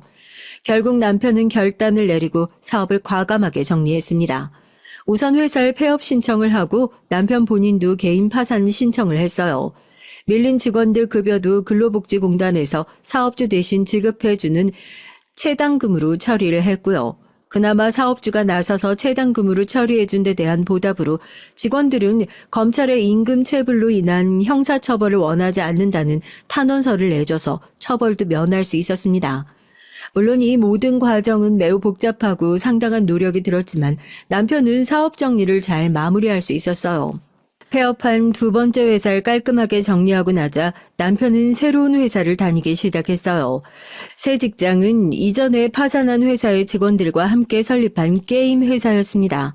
직원들은 폐업한 회사에서 구상 중이던 게임 프로젝트를 새로 설립한 회사에서 진행했어요. 남편은 한동안 집에 생활비가 없었기 때문에 퇴근한 이후엔 대리기사도 했어요. 이렇게 낮과 밤 가리지 않고 종잣돈을 모아가면서 남편은 열심히 살았습니다. 이 시간들은 뼈를 깎는 인고의 시간들이었어요. 남편은 대리기사를 하면서 술 먹은 진상들이 난동을 피우고 심지어 이 개새끼야 하면서 욕설을 듣질 않나 못 볼 걸 많이 당했죠. 남편은 이 시간들을 견디면서 세 번째 회사가 자신의 마지막 사활을 건 곳이라는 것을 마음으로 조금씩 키워나갔습니다. 여보, 내가 얼마 전에 얘기한 심심풀이 게임 말이야. 그게 간단한 게임이었는데 생각지도 않게 인기를 타면서 그 게임이 구글 플레이 스토어에 며칠간 급상승 1위도 기록했어. 이거 대박 조짐이 보이는걸? 게임 회사에서 출시한 어플리케이션이 대박이 난 한편 남편은 부족한 자금을 모으는 일에 몰두했습니다. 재도전하는 기업인을 돕는 정부 정책을 찾아서 정책금융기관부터 펀딩을 받을 수 있도록 준비를 하고 있었죠. 재기지원 펀드라는 것이 있어서 남편 회사가 재기자금을 지원받을 수 있기 때문입니다. 새로 세운 회사 직원들은 원래 게임 동아리 친구들로 게임이나 어플리케이션에 대해 잘 알고 있었고 남편은 사업 경험이 많은 대표였기 때문에 회사는 상승세였고 비전까지 있어 보였어요. 히트를 쳤던 심심풀이 게임에 이어 알고리즘을 기반으로 한 맞춤형 영상 채팅 앱까지 개발하기에 이르렀습니다. 이 어플리케이션은 한국 시장뿐 아니라 중국 등 아시아 시장에서도 큰 인기를 끌었죠. 그래서 중국의 거대 기업과 미국의 데이트 앱 관련 큰 회사들이 남편의 회사를 사들이겠다고 제안까지 받았어요. 이렇게 회사는 국내 최초 스타트업 엑셀레이터로 불린다는 제목으로 경영인 잡지에도 실릴 정도로 남편은 벤처기업 경영자로 주목받고 있었습니다. 남편의 유명세는 더해져서 여기저기 강연이 쇄도했고 후배들을 만나면 남편은 이렇게 조언을 했어요. 사람이 태어났으면 인생에 한 번은 무조건 창업하라 라면서 말이죠. 이렇게 남편은 이전의 실패들을 딛고 일어서서 사업에서 성공 가도를 달리고 있었습니다. 눈앞에 큰돈이 오고 갔고 이전의 2층 집보다 더 럭셔리한 강남의 단독주택을 사서 이사를 갔죠. 남편이 두 번째 회사 파산을 한 지 고작 4년 만의 일이었어요. 우린 금방이라도 부자가 될 것만 같았죠. 그렇지만 이렇게 큰 부를 이룬 것보다 더 큰 선물이 우리를 찾아왔습니다. 바로 제가 아기를 임신한 것이에요. 너무나 기다리던 아기가 우리 부부에게 와서 전 행복감으로 어쩔 줄 몰랐습니다. 물론 친정시댁 할 것 없이 모든 가족들이 임신을 축하해줬죠. 전 예쁜 딸아이를 순산했고 시부가 장명소에서 지어준 이름 이진아를 아이의 이름으로 했습니다. 우리 진아는 건강하고 예쁘게 잘 크고 있었고 남편의 회사가 번창해서 생활이 여유로우니까 전 어느 하나 아쉬울 것 없는 삶을 살았어요. 하지만 하늘에서 저희의 이런 행복을 오랫동안 허락해주진 않았습니다. 2016년에 우리나라의 사드 배치 논란으로 중국 회사들이 약속했던 투자 계약을 이행하지 않기 시작한 거예요. 이를 계기로 남편 회사의 자금이 점점 경색되기 시작했죠. 또한 여러 가지 악재가 겹치기 시작했습니다. 직원들의 급여와 퇴직금도 밀려서 10억이 넘는 수준에 이르렀고요. 이를 해결하고자 족발집을 하는 부모님에게 손 벌리는 것도 한계에 다다랐으니까요. 급한 자금 대출을 받고자 사재를 이용했지만 채권자였던 사람들은 하루가 다르게 험악하게 대출을 갚으라며 나왔어요. 남편은 망해가는 회사를 살리고자 동분서주했었고 전 남편을 돕기 위해 시부모님 족발 가게에 나가서 일손을 도우면서 생활비를 벌었습니다. 남편은 집에 녹초가 되어서 돌아왔고 매일 한숨을 쉬고 끊었던 담배와 술까지 했어요. 힘들어하면서 겨우겨우 지탱해온 사업이 도무지 나아질 기미가 보이지 않아서인지 자꾸 죽겠다고까지 푸념하는데 옆에서 보는 저도 정말 힘들었습니다. 남편의 무력감은 날이 갈수록 더해가고 이제 저에게 이렇게까지 말하는 거예요. 난 이제 막다른 길로 몰렸다. 내가 모든 걸 다 안고 가는 게 좋지 않을까? 여보, 내가 없어도 진아랑 잘 살 수 있지? 이렇게 못난 말을 해대는데 제가 알던 남편의 모습이 아닌 겁니다. 아니라고 열심히 하면 된다고 응원하는 것도 하루 이틀이지. 계속 이러니 솔직히 저도 지쳐서 대답도 나오지 않는 상황이었어요. 그러던 어느 날 시부모님 식당에서 일하고 퇴근해서 집에 돌아온 전 너무 고통스러운 현실을 마주하게 됐습니다. 가세가 기울면서 급히 이사를 온 28평형 빌라에 온 집안이 컴컴했고 화장실에서 새어나오는 불빛만 가늘하게 보였을 뿐이에요. 현관에 남편의 신발을 보고 남편이 먼저 집에 왔다고 생각하고 화장실 안으로 들어가 보니 믿을 수 없는 광경이 펼쳐져 있었습니다. 내 남편이 숨져 있는 것이에요. 자욱한 연기 속에 남편은 화장실 바닥에 쓰러져 있었고 그 옆에 타다 남은 번개탄이 있었습니다. 전 그대로 뒤로 나자빠져서 눈앞의 광경에 할 말을 잃고 보고만 있었죠. 이윽고 전 정신을 차리고 남편의 뺨을 쳐댔어요. 여보, 일어나. 여보 죽으면 안 돼. 하지만 이미 남편의 머리도 손도 축 처져선 아무 반응이 없었죠. 전 울면서 119에 신고를 했습니다. 남편을 어떻게든 살려보려고 했지만 병원에 가서 의사로부터 듣게 된 건 이미 남편이 사망한 뒤라는 얘기뿐이었어요. 경찰도 병원으로 와서 저에게 조사를 받으며 남편의 사망 사건 수사를 시작했습니다. 그간의 남편 상황을 얘기 듣고 집에 외부 침입 흔적이 없는 점 등으로 미뤄서 결국 경찰은 남편이 자살을 한 것으로 결론을 내고 말았습니다. 나쁜 사람아, 모진 사람아, 누구는 50살에도 파산했다가 다시 재기해서 더 크게 사업 일으켰다더라. 사람이 독하게 마음먹고 헤쳐나가지 못할 일이 뭐라고 이렇게 황망하게 가버린 거야. 이제 3살 된 우리 애기랑 난 어떻게 살라고 이렇게 혼자 떠난 거야. 전 남편을 떠나보내면서 그가 너무나 원망스러웠어요. 그리고 경찰은 우리 집 식탁에 놓여진 남편의 유서를 발견하고 저에게 전해줬습니다. 부모님 정말 죄송합니다.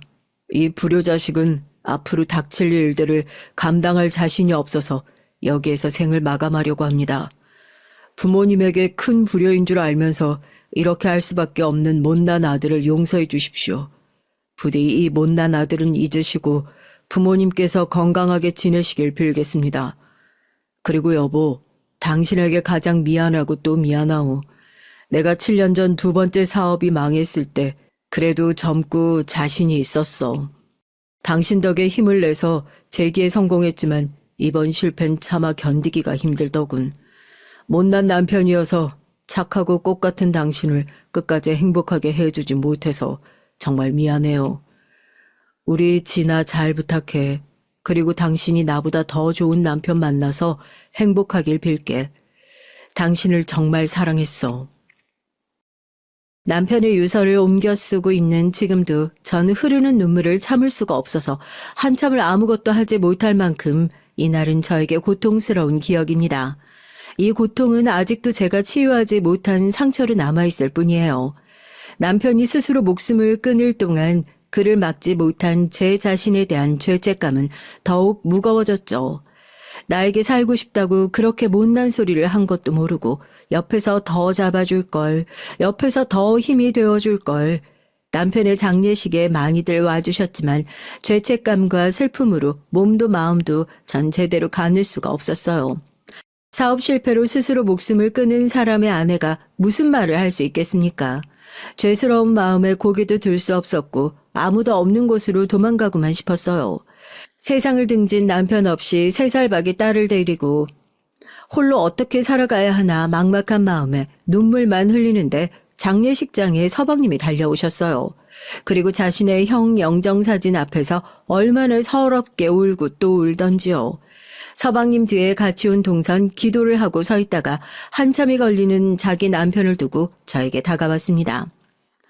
형님, 시숙님이 갑자기 이렇게 가실 줄 몰랐어요. 무슨 조짐은 없었어요? 조짐? 무슨 조짐? 내가 우리 남편 죽을 마음 먹었다는 걸 알고도 가만히 있었다는 뜻이야? 지금 내 속이 말도 아니야. 괜한 말 말고 저기 가서 육개장이나 먹고 가.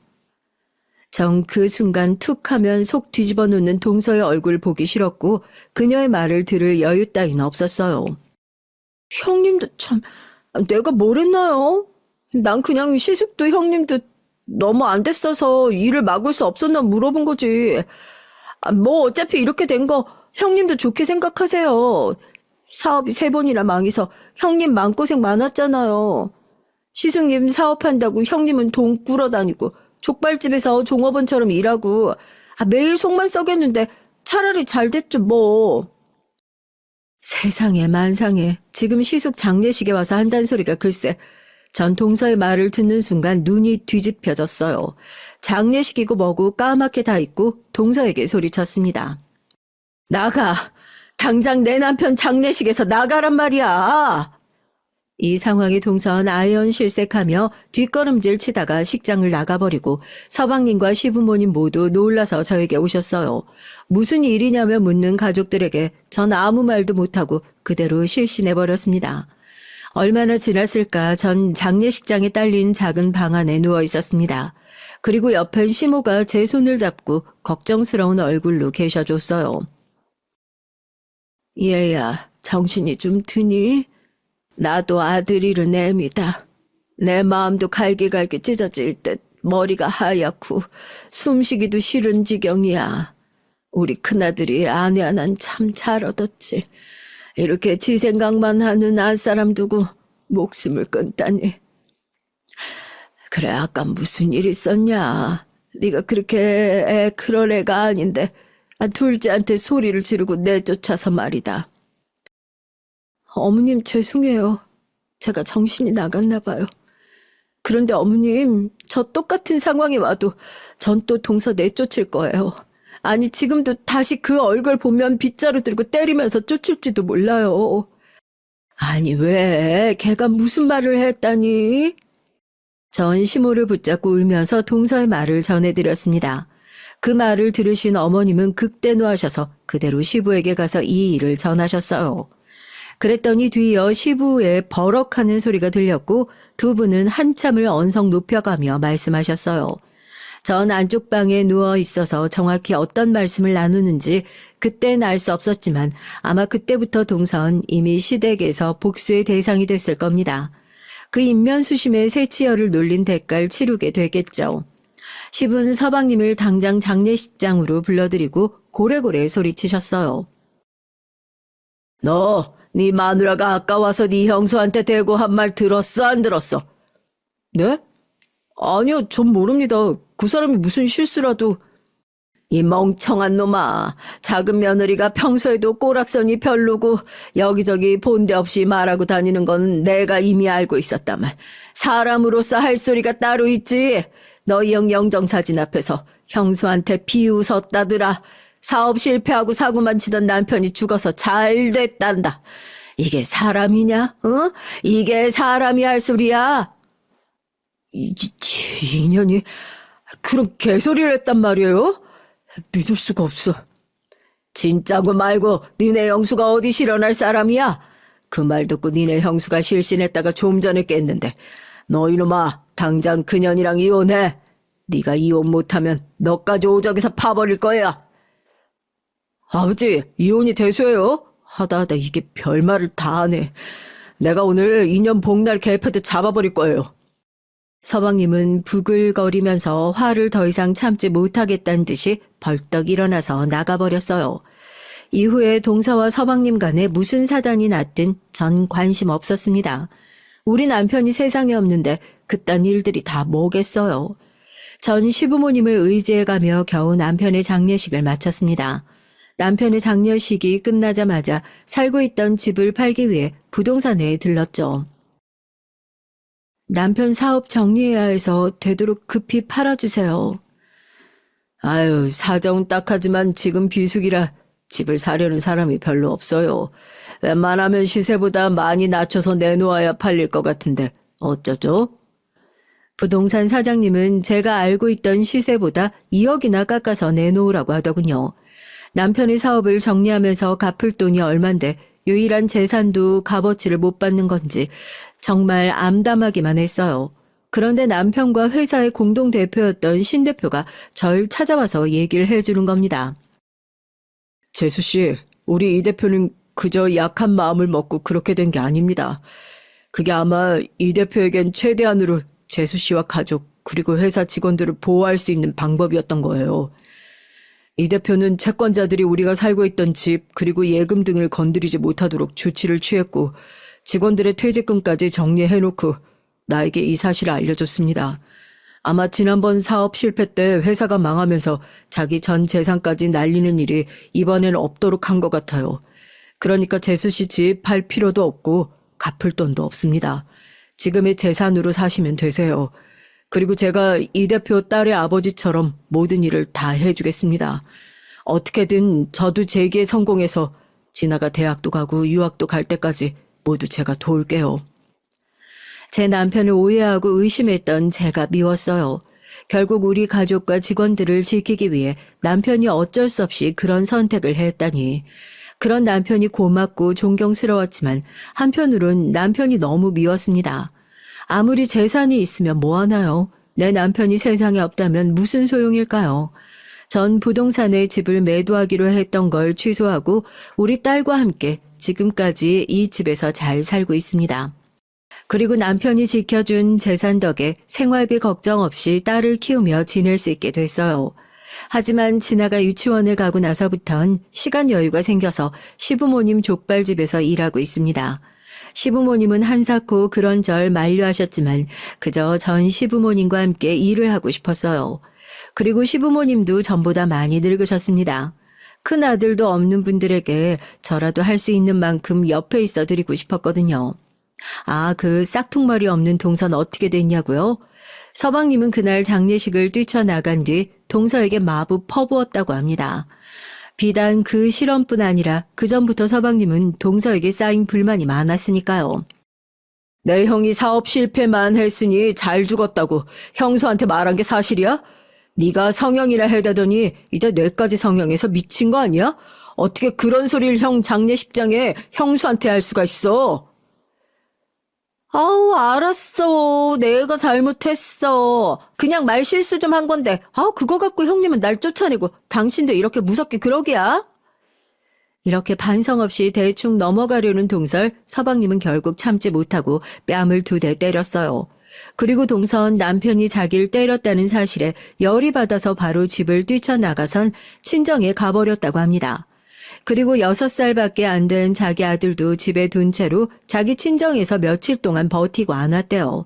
서방님이 직접 친정으로 자기를 데리러 와서 때린 걸 싹싹 빌기 전까지 집에 돌아가지 않겠다는 문자를 보냈다는군요. 말도 나쁘게 하고 머리도 안 좋은 동서였습니다. 지금 그렇게 자기가 자존심 세우고 뻗팅기고 있을 상황이 아닌 것도 모르고 말이죠. 서방님은 이와 같이 하소연했습니다. 차라리 이번 기회에 그 여자랑 갈라설 겁니다. 그동안 아들 하나 보고 참으면서 살았어요. 이 여자 하루 일과가 어떤지 아세요? 남편은 이른 아침에 뚜벅이로 회사로 출근하는데 이 여자는 늦지막히 일어나서 석훈이 아침도 대충 챙겨서 유치원 셔틀버스 태워 보내놓고 내 차 한 대 있는 거 끌고 나와서 맨날 동네 엄마들이랑 몰려다니고 놀았어요. 쇼핑몰 다니고 브런치 먹으러 다니면서 돈 써대고 애들은 이 학원 좋다, 이 교구 좋다 그런 시답지 않은 수다 떨며 오후까지 놀다가 석훈이 유치원에서 올 시간 맞춰서 집에 들어가는 거예요. 집안일이라도 깨끗이 청소하고 빨래하고 애 교육 챙기면 내가 뭐라고 합니까? 맨날 집은 어질러져 있고 설거진 쌓여 있고 늦게 퇴근해서 들어가면 피곤한 남편한테 대고 누구 집은 어쩌고 저쩌고 돈 없다고 지랄거려요, 이 여자. 사치가 심해서 한글도 못하는 석훈이를 죽어도 영어 유치원에 보내야 한다질 않나. 자긴 집에서 책 한 권 안 읽으면서 다른 집에서 100만 원 넘는 전집 산다고 들었으면 그냥 우리 아들은 무조건 사야 한대요. 내 월급이 400만 원 정도 가져온다 치면 매달 그 이상은 아내가 써대서 적자 신세 면하질 못해요.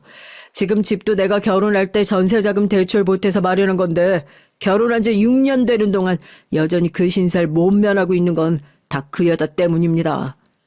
내가 소비 좀 줄이고 집 사야 한다고 하면 그냥 웃어요. 에이, 능력 있는 당신이 더 벌어오면 되지. 시숙처럼 사업을 해볼래? 그럼 훨씬 생활비 많이 가져올 수 있지 않아? 이렇게 철없는 소리만 해댄다니까요. 툭하면 입술에 필러넣고 이마에 무슨 시술하고 얼굴이 갈수록 성형한 티만 많이 나면서 늙은이 취해져서 있던 정도 뚝 떨어졌어요.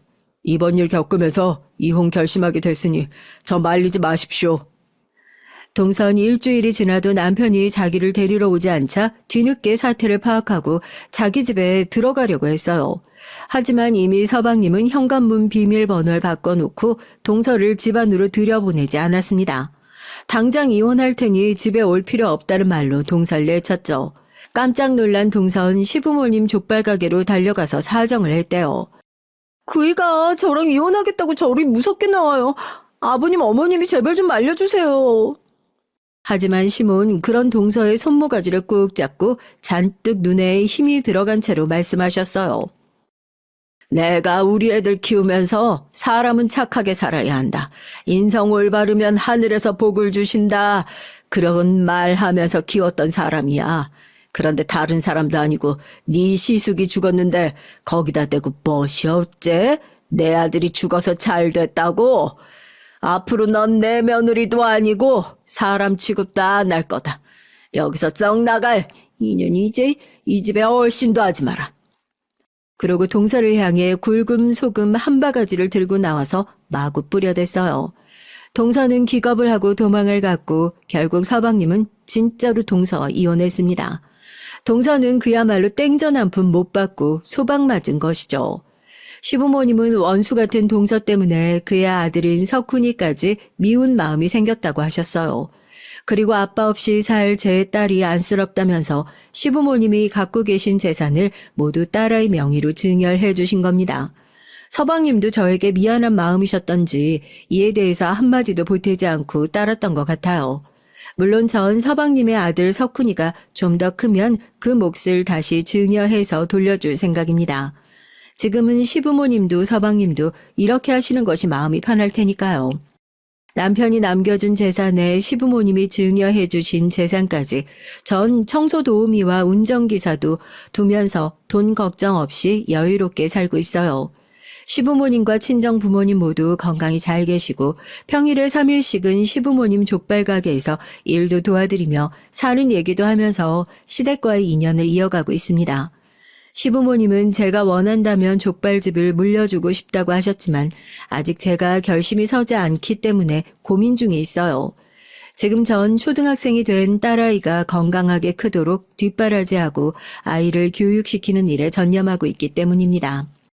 늦둥이 딸을 둔 탓에 딸아이 친구들 엄마보다 좀 더 늙은 엄마인지라 뒤처지지 않게 더 부지런 떨며 살아가고 있어요.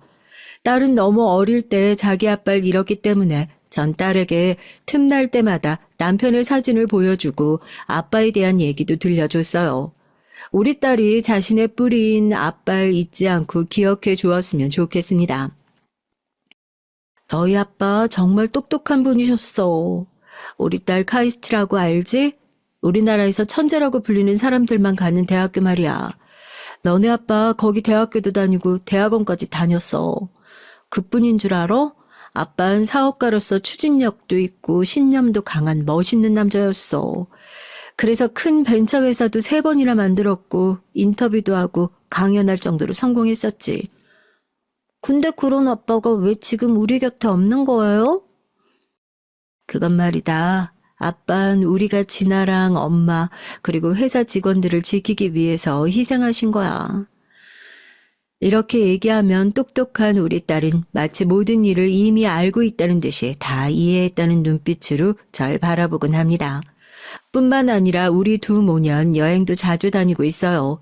견문도 넓히고 좋은 세상 많이 보며 자랐으면 하는 바람으로 진아와 둘이서 국내에도 다니고 1년에 2번 이상은 해외여행도 다니면서 지내고 있습니다. 우리 아이가 넓은 세상을 바라보고 마음을 단단히 다지며 자라서 자기 아빠처럼 아니 아빠를 뛰어넘는 멋진 사람으로 성장하길 바라면서 말이죠. 여자 혼자 몸으로 자식을 키우다가 문득 고비고비 힘들 때마다 전 항상 남편을 떠올려요. 이 생에서 열심히 살면서 우리 진아를 잘 키우고 나면 고개를 아주 빳빳이 들고 저 세상에 먼저 간 남편 앞에서 큰 소리 뻥뻥 칠 거라고요. 당신이 비록 먼저 갔지만 난 굴하지 않고 이렇게 우리 딸 잘 키워냈다고 말이죠. 그럼 내 남편은 기특한 절 칭찬하며 고생했다고 안아주겠죠? 여기까지 저의 굴곡지게 살아왔던 얘기였습니다. 제 사연을 끝까지 함께 들어주신 구독자 여러분께 무한한 감사를 보냅니다. 혹여 지금 힘들고 버거운 일을 겪고 계신 분 있다면 하루하루 버티다가 언젠간 좋은 날이 올 테니 포기하지 않으시면 좋겠어요. 별의 별일 다 겪은 저도 그런 마음으로 하루하루 살아가고 있습니다. 우리 모두 힘을 내서 살아봐요. 화이팅!